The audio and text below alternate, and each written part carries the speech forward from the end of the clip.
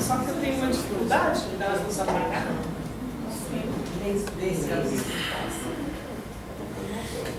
Oh, que frase bacana.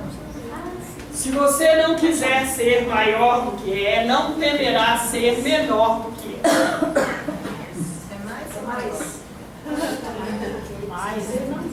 Se você não quiser ser mais do que é, ser melhor, na verdade, né? Não temerá ser menor do que é. Ser maior, ser menor. É a mesma coisa. Obrigada. O que nós estamos trazendo são as leis espirituais e psíquicas. E eu disse isso desde a primeira apresentação, que o guia, na verdade, resume esse trabalho com essa frase. Ao desejar ser melhor do que sou, não é? Se eu desejo ser melhor do que sou, eu não temo ser menor. Se eu não quiser ser mais do que eu sou, eu não vou temer ser menor do que sou. Acontece que nós... Eu vou tirar essa frase daqui porque ela está escrita errado, então... É mais eu no sentido uma assim. e fala outra. É no sentido. Ó, vou trocar. E vou te responder. Quando eu desejo ser... Firmiana, senta aqui. Não sei eu mesmo. Se eu não desejo ser mais do que eu sou, eu não temo ser menos. Por exemplo, se eu não eu sei o que sou, tenho tranquilidade naquilo que sou, né? Eu não pretendo ser menor. Se você falar assim, Helena, passa um pano nesse chão, não posso. Eu sou maior do que os que passam pano. Essa é uma condição humana e não espiritual. Lembra? Eu acho assim que o lado ruim é isso que você está falando. Seja o lado da vaidade, acho que o lado ruim é isso que você está falando. O lado da vaidade e do orgulho. Só que esse negócio assim de querer ser melhor também pode ter o lado bom, que é você querer estar sempre melhorando e evoluindo. Melhor do que você mesmo. Evoluir. Eu senti que querer estar evoluindo. A lei de responsabilidade pessoal, lembra dela, que é a primeira lei que nós apresentamos, torna você responsável pelo aquilo que é. Então é muito importante para nós termos consciência daquilo que sou.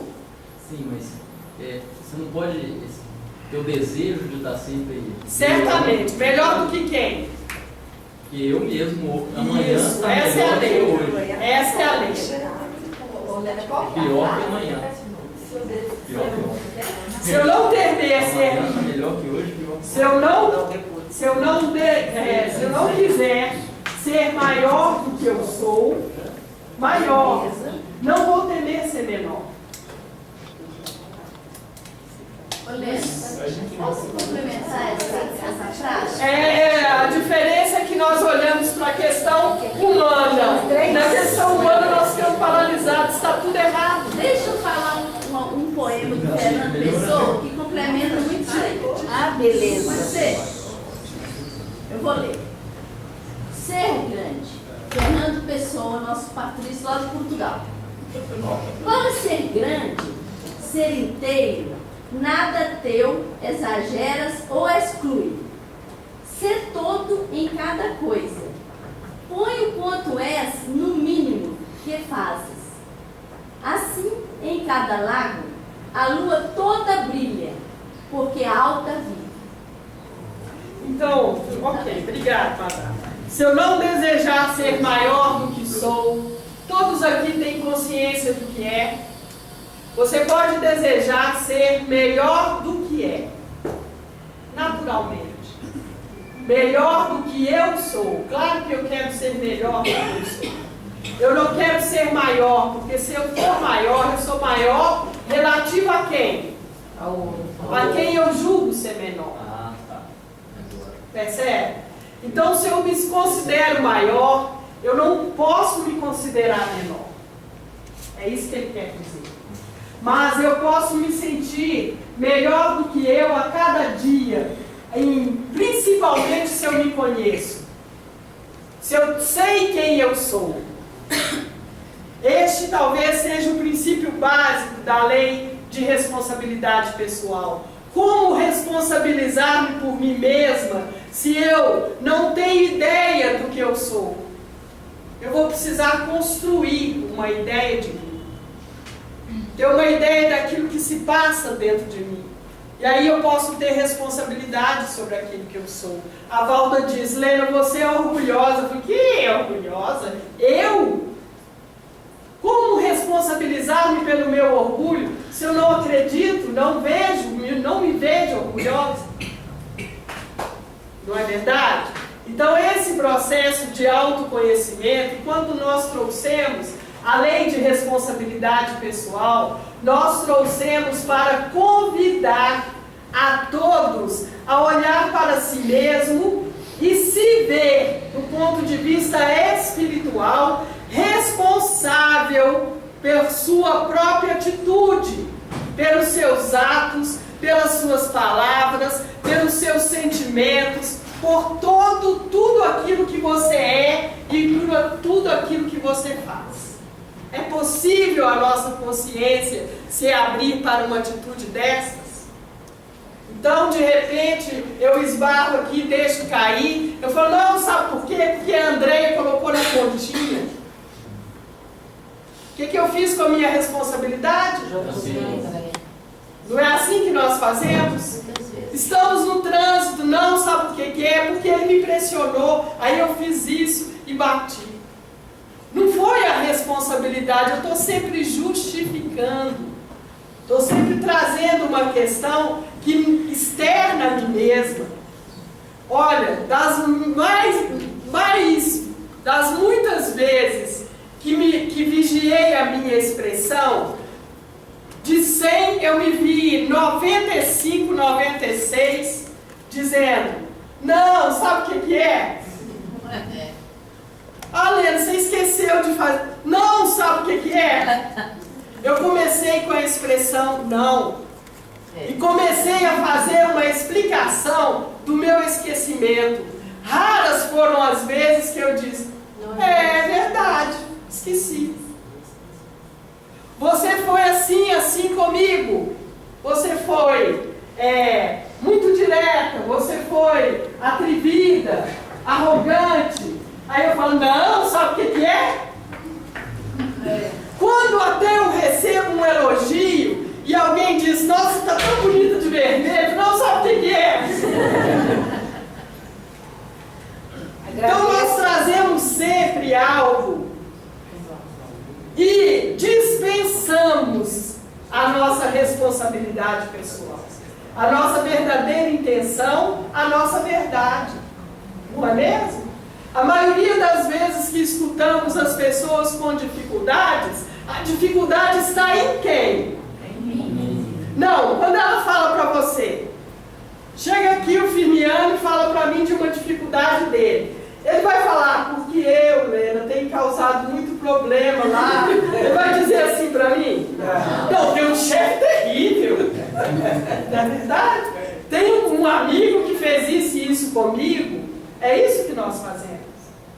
Raramente nós podemos chegar e dizer, sabe o que é? Eu fiz uma coisa muito difícil na minha vida. Fiz uma escolha, fiz uma coisa ruim para alguém, né? Causei um dano, um prejuízo. Uma das coisas mais felizes que eu aprendi no livro infantil foi o sentimento de prejuízo, que nós causamos ao outro e que o outro causa a nós. Sentimento de prejuízo, eu não tinha esse nome, 20 anos de psicologia e não tinha essa definição. Causamos prejuízos ao outro e ainda assim achamos que o outro é que é responsável por aquilo. Não é verdade? Então a lei de responsabilidade pessoal, ela vem trazer para nós os mecanismos que nós usamos para sairmos do compromisso conosco, em olharmos para nós e vermos a responsabilidade daquilo em nós. Ainda há pouco a Vanessa falava aqui e ela falou, então eu me vi fazendo aquilo. Vocês lembram? Em se observando, olhando para ela mesma, para a própria atitude, porque nós temos a maior facilidade de olharmos a atitude de quem? Do outro. Sei tudo sobre ela. Não é verdade? Se eu tenho então alguma coisa que me incomoda de verdade, aí que eu sei mesmo. Não é? Tirou a calça e só acabou. Não quis a onça inteira, não. Então a lei de responsabilidade pessoal, ela vem nos trazer algumas leis que nos ajudam a olhar assim, como que eu tenho feito para avançar, para descobrir onde que eu estou saindo da minha responsabilidade pessoal. De que maneiras eu uso para evitar me responsabilizar por aquilo que crio para mim mesmo. Ainda essa semana eu estava lendo um trabalho sobre quântica, física quântica, e o autor dizendo assim, com muita tranquilidade, tudo que vivemos são criações nossas. Isso não existe. No aspecto quântico, tudo que se materializa, fomos nós que criamos. Não é assim, Rodrigo? Uma ideia, né? Como se fosse uma ideia. É uma ideia que de tão intensa e materializada cria, estabelece limites. É uma doença. É isso mesmo. Então, quando nós estamos desenvolvendo algo em nós, no nosso psiquismo, e nos afastamos do compromisso com aquilo, aquilo é um tumor. Fica claro isso? Repete essa parte. Quando eu atuo no mundo, eu penso, eu crio no meu psiquismo, na minha vida, e não me responsabilizo por aquilo, é sempre consequência de algo fora de mim, eu crio um tumor. Aquilo não existe em mim. Aí há uma revolta interna por não aceitação do meu próprio processo, que nós chamamos de tumor. Esse é o processo. Se vocês quiserem dar uma olhadinha no aspecto psíquico que criam as doenças, vou mandar para o Gmail pro e-mail do grupo, um livrinho chamado Diga-me onde dói e eu te direi por quê. Do aspecto espiritual, não do aspecto físico. Você vai ao médico e fala, olha, estou com uma dor no braço, você está com uma inchação, uma inflamação. Isso é o aspecto físico. Que conduta sua, que tipo de sentimento seu provocou aquilo? Ah, minha pressão está alta. Que sentimento é esse? Que dor? O que me alcançou, que me adoeceu? Como você colocou.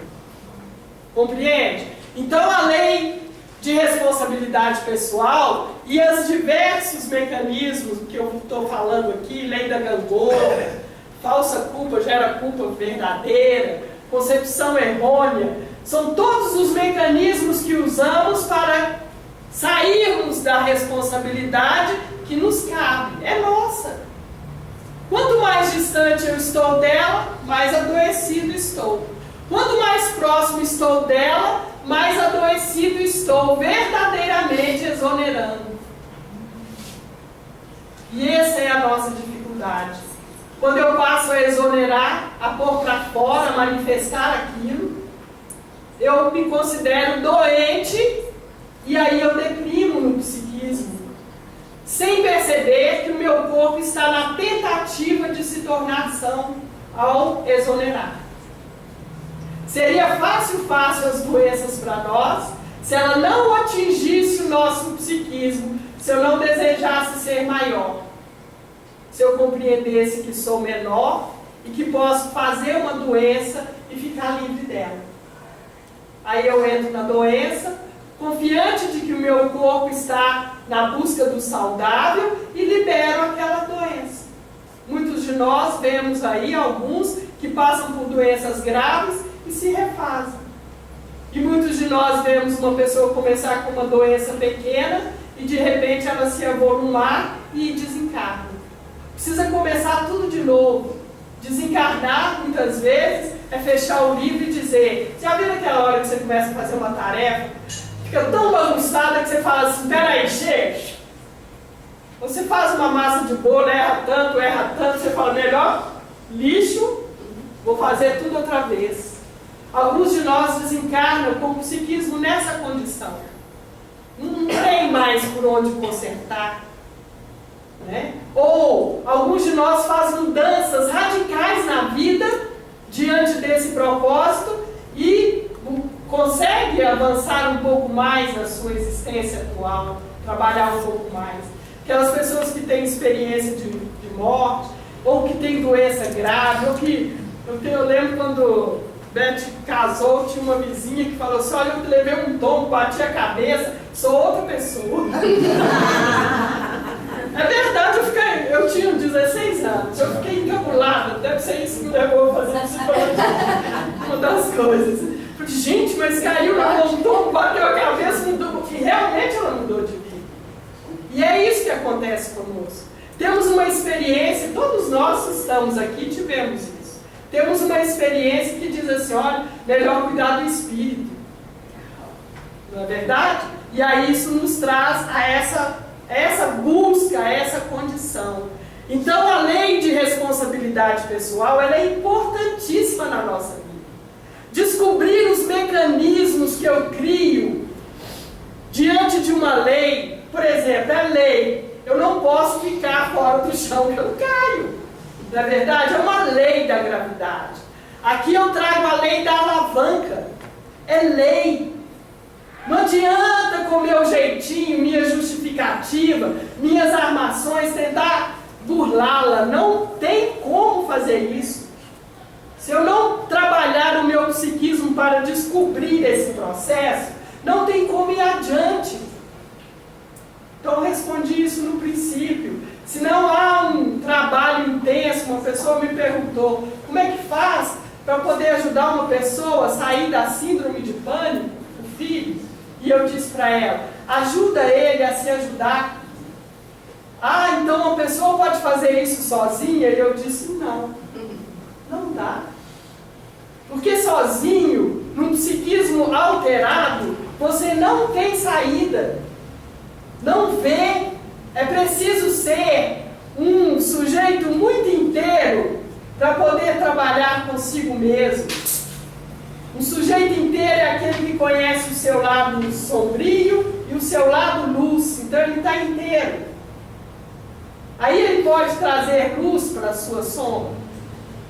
Mas quando eu olho para a minha sombra, eu escondo ela e quero ser apenas luz, não dou conta de fazer esse processo de conhecer, de contato com a sombra sozinho. Eu preciso de ajuda. Durante todo o processo de nosso crescimento de humanidade, nós buscamos ajudas. Padres, conselheiros, as tribos mais antigas tinham os pajés e os conselheiros. Tudo era regido pelos anciões, pelos mais sábios, pelos iluminados, às vezes jovens, mas como trabalhavam com a consciência da reencarnação, às vezes um jovem era a reencarnação de um pajé da tribo e ele já jovem trabalhava como pajé. Por quê? Porque era reconhecida a memória daquele ser. Nós perdemos essa junção das coisas, não é isso, Vinícius? Esquecemos da nossa compreensão, de como nós surgimos, de como nós não temos ideia do que fomos. Se eu perguntar assim, olha gente, você sabe como vocês vieram a esse planeta? Ah, eu vim do macaco, né? E conhecemos um pouco da lei darwiniana, porque a ciência adotou esse conhecimento. Mais do que isso, a maioria de nós não tem ideia. Quando Pietro Baldi diz, nós somos anjos caídos, e o próprio Evangelho diz isso também, eu digo, que anjo o quê? Acontece, isso pode ser anjo? Não tem jeito, não sou anjo. Anjo que pensa como eu, que age como eu, que tem osso, cabelo e dente, que nem a terra consome, isso não é anjo, não. Habita uma densidade dessa. Então nós precisamos compreender o que significa isso. Conhecimento é uma das ferramentas para que a lei de responsabilidade pessoal seja consciente para mim. Conhecimento, desenvolver as minhas habilidades, as minhas virtudes, crescer diante da vida. Ao invés de ficar estagnado, tá tudo bom, é isso mesmo, foi assim que Deus quis para mim, eu vou crescer, eu vou desejar ser melhor do que eu mesma, vou trabalhar para o meu autodesenvolvimento, vou, como a Vanessa disse aqui, viver em fraternidade, porque eu posso desenvolver todas as técnicas, mas se eu encosto aqui na Valda e ela dá um olhar sorridente para mim, a maioria das vezes eu não sei corresponder a isso. Vocês já viram alguém que é tão solícito com você que você se encolhe? Ou é tão agressivo que você reage? Ou recua? Não é verdade? Então, nós precisamos do contato, da convivência. Isso é movimento de fraternidade. Ela existe em mim e se movimenta para todos os lados desse mundo.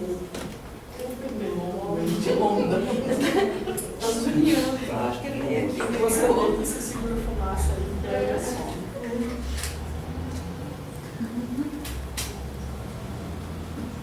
Compreendem esse movimento que eu estou humildade falando? que a gente tem que ter quando você está doando e que não é bem, outra pessoa não.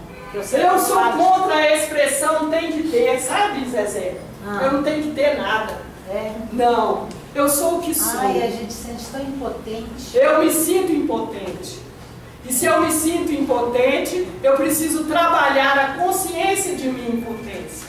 Eu não tenho que ser nada. Porque quando eu tenho que ser, eu estou referindo a alguma coisa que exige que eu seja.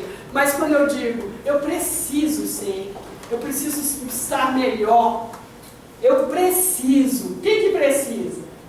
Responsabilidade de quem? Minha. E nós vamos ver isso aqui, senão eu vou falar até não falar nada. A lei da alavanca. O guia disse, e como eu não tive tempo de preparar e de resumir o texto, porque o Anderson falou comigo às 9h30, não dá noite ontem, eu vou dizer do que eu penso da lei da alavanca, e depois vocês leem o texto, que eu tenho agora só poucos minutos, tá bem? A lei da alavanca, ela diz para nós, em síntese, eu conheço um princípio dentro de mim, algo está me incomodando. Por exemplo, eu fico muito irritada quando eu vejo o Jornal Nacional. Você tá ficando? Sai, pergunta. Olha que atrevido. Não, pois é. Eu fico muito irritada quando eu vejo notícias dessa natureza. Por exemplo, tem gente que fica irritada quando vê futebol. Ele pegou aquele princípio e começa a investigar. O que eu sinto? O que isso me lembra? Do próprio princípio, eu vou observando as atitudes opostas àquilo. Como que eu reajo? Com quem? Se eu ver uma camisa do Atlético, então... Ai, que maravilha. A reação emocional que aquilo me causa. E aí eu encontro um fator assim, eu já sei. Foi quando eu era criança e meu pai queria que eu fosse jogador de futebol e eu não tinha habilidade nenhuma. Então eu investiguei a minha história, localizei aquela situação, mas isso não basta. Eu continuei ficando irritado com a mesma coisa, aliviou, mas não resolveu. Então tem algo atrás disso e a lei da alavanca é como se ela destravasse esse processo e te mostrasse algo que é só seu, que você causou a si mesmo. Percebe? Por isso ela tem tudo a ver com a lei é uma lei de responsabilidade pessoal, porque tem a ver comigo.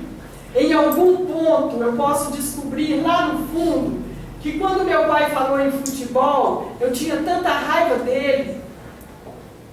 por conta de umas condutas dele que eu não gostava, que eu falei, eu não vou ser o que você quer que eu seja.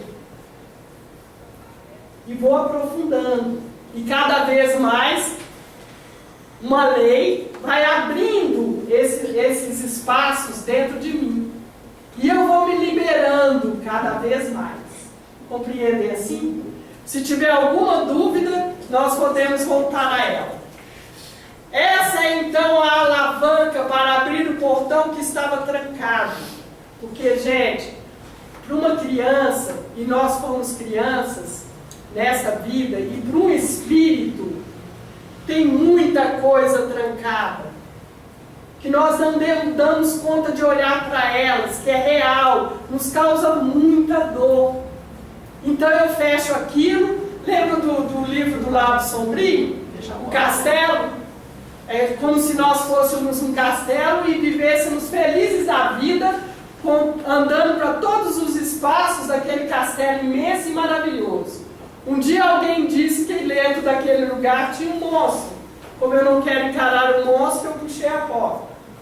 Depois disse que tinha ali uma pessoa que fazia maldade com criança. Eu puxei a porta também. Depois disse que aquilo era algo que eu não queria ser. Eu puxei a porta também.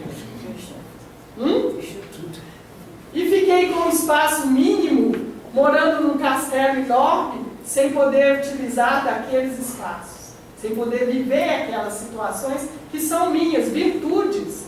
Então, nós somos, na verdade, bastante trancados. Contando também com nossas vidas anteriores, porque o Espírito encarna, mas traz consigo registros de suas encarnações passadas, para serem trabalhadas nesta.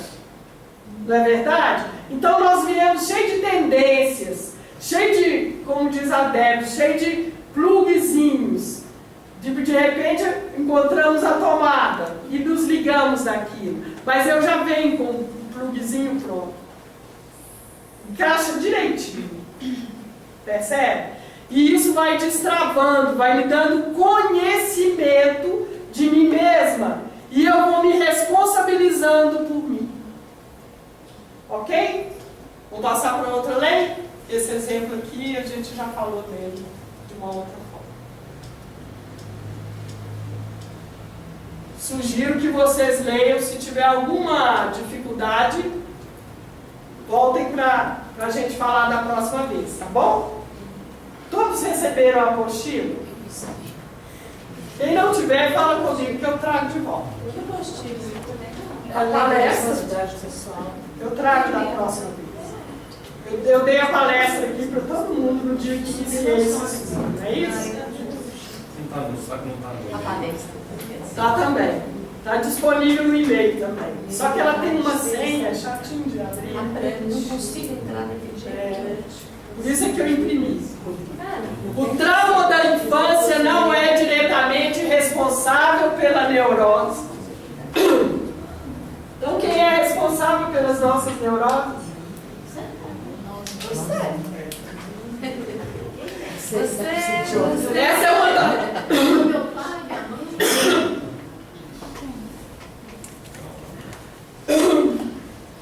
Massa. Passei na sexta.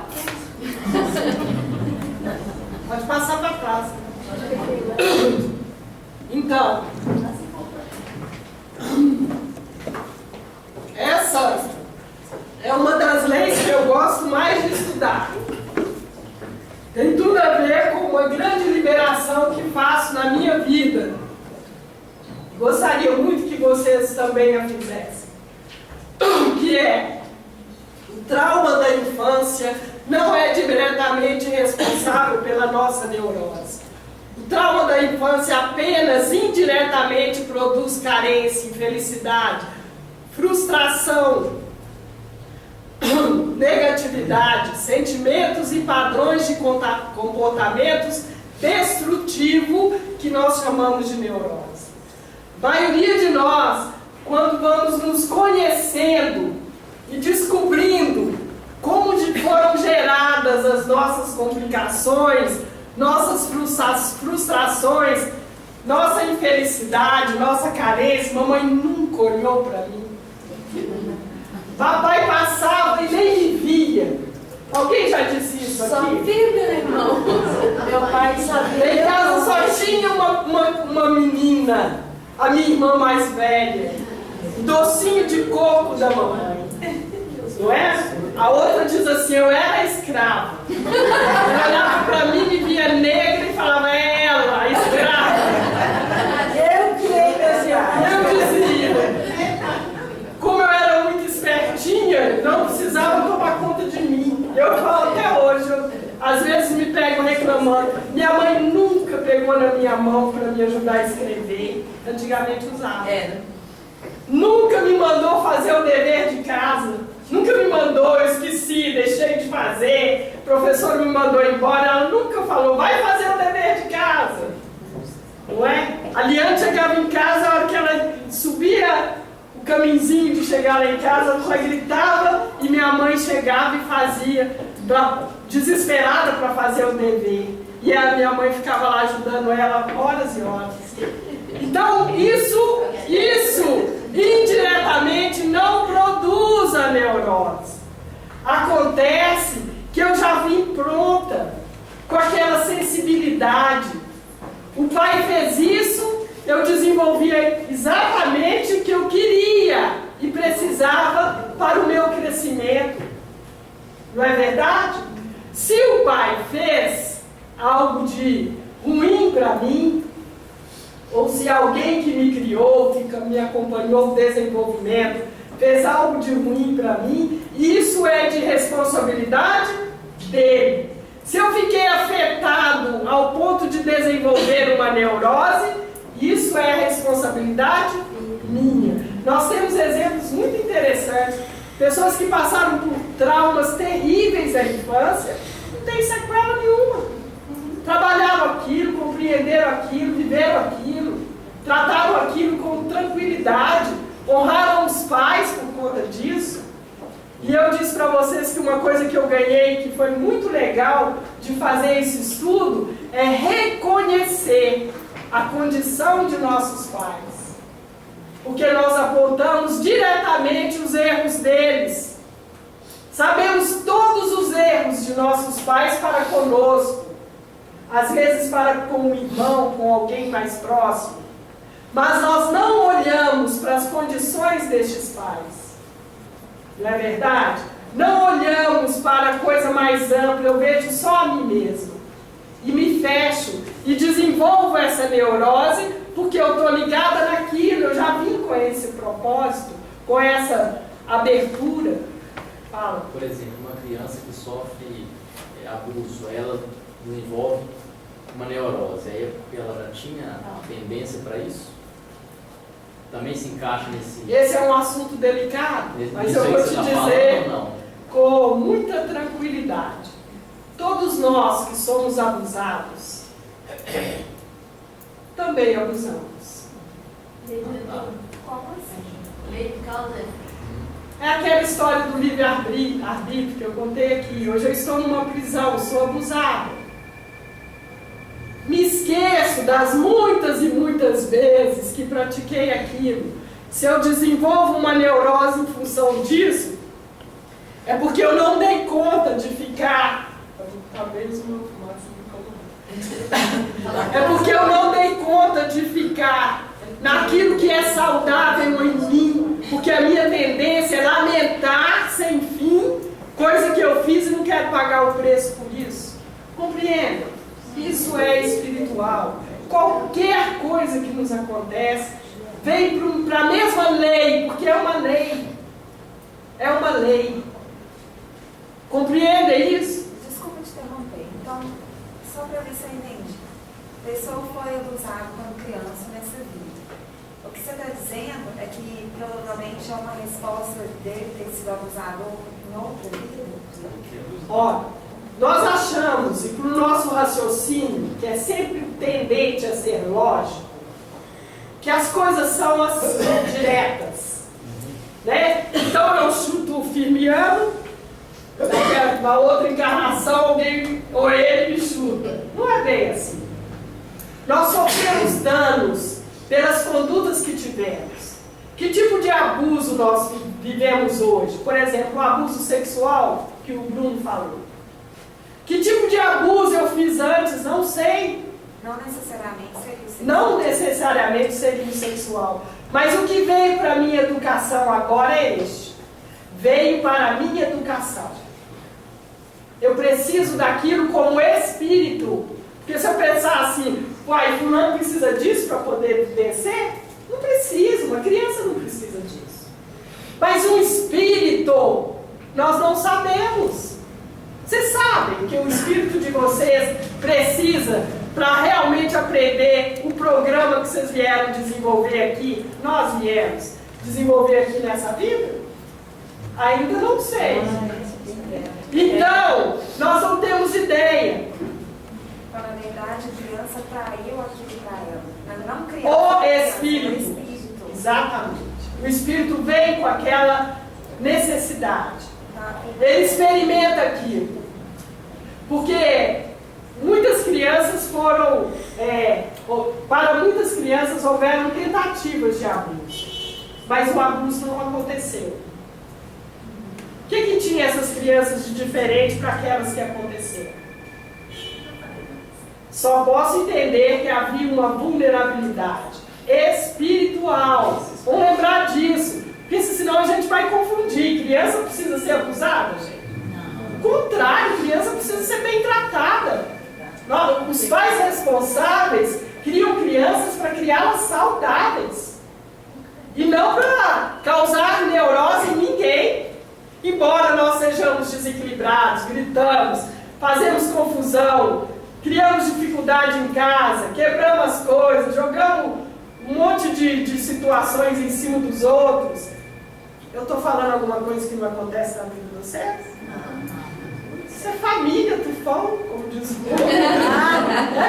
Que cedo fala, todo mundo fala ao mesmo tempo, todo mundo quer a mesma coisa, todo mundo briga pela mesma coisa. Então, a culpa, sabe? Então, a culpa dela, aí não é a culpa. Não tem culpa, tem responsabilidade. Eu volto aí em você. Pode falar. Eu li um livro agora em que a pessoa, o médico diz que a falta de perdão ultrapassa a várias, não é de uma reencarnação só, não. Que aquilo pode ficar pendente para 2 ou 3 reencarnações. A falta de perdão que nós deixamos de dar ou de pedir. Certamente. Então ele não vai só uma reencarnação, ele fica incrustado dentro de nós. Vários. Por quê? Se essa neurose, essa trauma de infância, é tudo isso aí, eu vejo só uma coisa, eu fui egoísta e não pedi o perdão. Então eu vou trazer essa trauma de infância. Certamente. Eu vou ter um pai que eu mereço. Eu vou ter um pai que eu mereço. Para trazer para você aquilo ali tudo. Para trazer para você a possibilidade, as muitas possibilidades de você vencer aquilo. Entendeu, Isabela? Muitas possibilidades que você recebe para vencer aquela dificuldade lá de trás. E ele está dizendo do perdão. No Evangelho nós vimos, Jesus ensinou que a gente deveria perdoar 70 vezes 7 cada ofensa. Imagina, gente! Imagina a lista. Haja megabytes para poder registrar isso. Eu já li que perdoar é a forma mais sublime de crescer. E pedir perdão de se levantar. Pratica isso. Leia, aprenda, repita e pratique. Essa é a nossa busca de estar na lei, não é verdade? Então, vou voltar para você, porque sair daqui entendendo que isso é culpa, nós vamos ficar no mesmo ponto. Não existe. Entendeu? Você ainda pensa assim? De quê? Tá bom. Porque também nós podemos ficar achando que a culpa é do outro. Olha, a culpada é ela, foi ela que fez isso para mim. Lembra que eu falei bastante no início? Toda vez que eu jogo a culpa para lá, quem está mais doente? Eu começo a adoecer, a fazer dificuldades na minha vida. Porque se eu começo a perceber, se eu olhar para mim, Na verdade, eu vou tomar conta disso quase como adulto, quando sou abusado. Não é isso? Então, adulto, eu olho e falo assim, qual que é a minha parte? Bom, nessa vida, graças a Deus, ainda não fiz nada para viver isso. Então, eu estou no ajuste da lei. Se eu estou no ajuste da lei, já vivi, já resgatei, minha função agora é pegar a parte que é minha, devolver para o fulano a parte que é dele. À medida que eu devolvo para o outro aquilo que é dele e fico com a minha, eu tenho a possibilidade de desplugar, não permanecer naquela vulnerabilidade. Porque se eu permanecer na culpa, eu também estou culpando o outro. E vou passar por essa experiência várias e várias encarnações de ainda estar ligada para aquela pessoa. Aí ela não vem mais como aquele que me abusa, não. Ela vem como meu marido. E me trata feito um cachorro. E eu vou continuar a dizer, tá vendo? Eu amava tanto, mas escolhi aquele que vai me tratar como cachorro, porque eu estava plugada naquela situação. Não houve liberação. Então a consciência da responsabilidade pessoal é, qual que é a minha parte nesse aspecto? Que tenho eu contigo? É a pergunta do Gadareno a Jesus. Que tenho eu contigo? Apresenta um problema na minha vida. Lá em casa os meninos brincam que eu repito as frases do Evangelho. Então alguém fala, olha, eu estou com uma dificuldade. Eu falo, está posto um machado na raiz da árvore. É a fala de João Batista de Moreira. E é verdade. Então o Cid Moreira baixou aqui.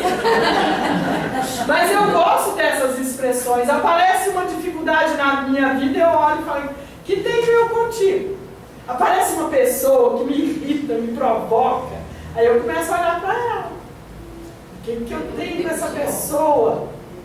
O que ela me provoca? O que acontece comigo? Que dor nas costas, que bambeza, que fraqueza. Porque todos os meus corpos recebem aquela energia e se manifestam. Então eu vou observando, da mesma forma que eu chego perto de uma pessoa que afim, e meu coração bate. Meu Deus, não vivo mais sem ela, não é verdade? Da mesma forma que isso acontece o contato com os outros, com os quais eu tenho dificuldades. Muitas vezes são meus filhos, meu marido, meu vizinho, o pai do meu marido, a minha sogra. Não é isso? A esposa.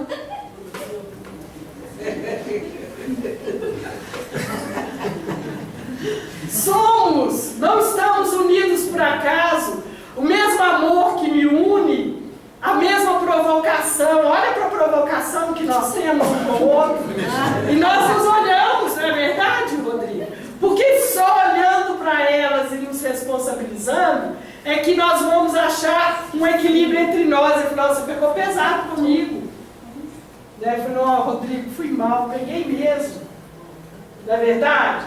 Nossa, me agrediu, tá bom, eu aceito, eu agredi mesmo.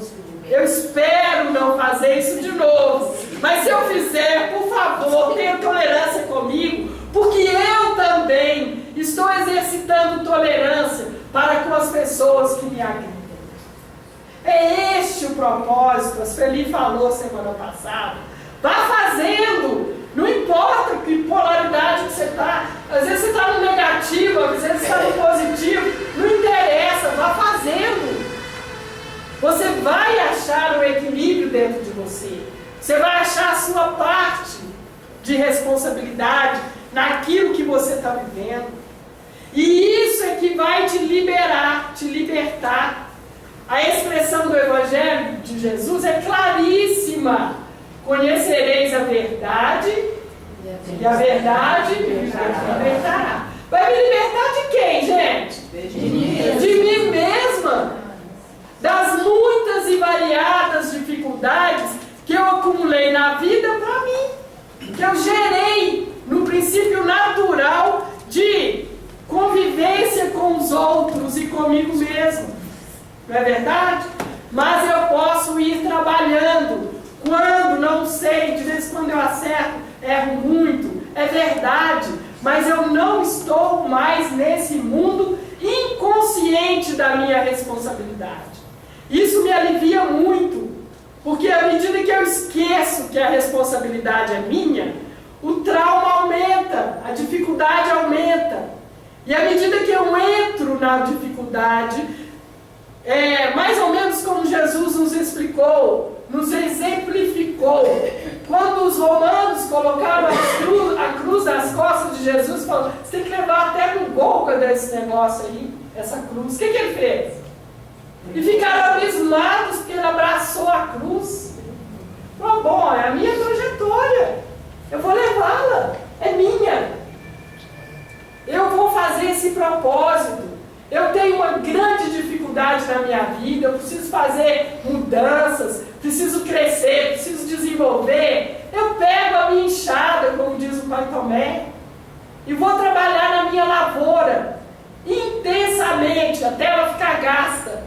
Essa semana ele disse para nós aqui, que nós estamos numa época em que nossa enxada está gasta, porque a gente fez coisas que não precisava com ela, e agora que a gente precisa lavrar a terra, ela já não está tão boa como no princípio. Então a gente tem que trabalhar muito com a enxada gasta. Olha a expressão do Espírito, a simplicidade da lição. Eu preciso trabalhar muito com uma ferramenta acanhada, porque eu pedi tempo de crescer, de desenvolver, de me aprimorar. Terminou o tempo.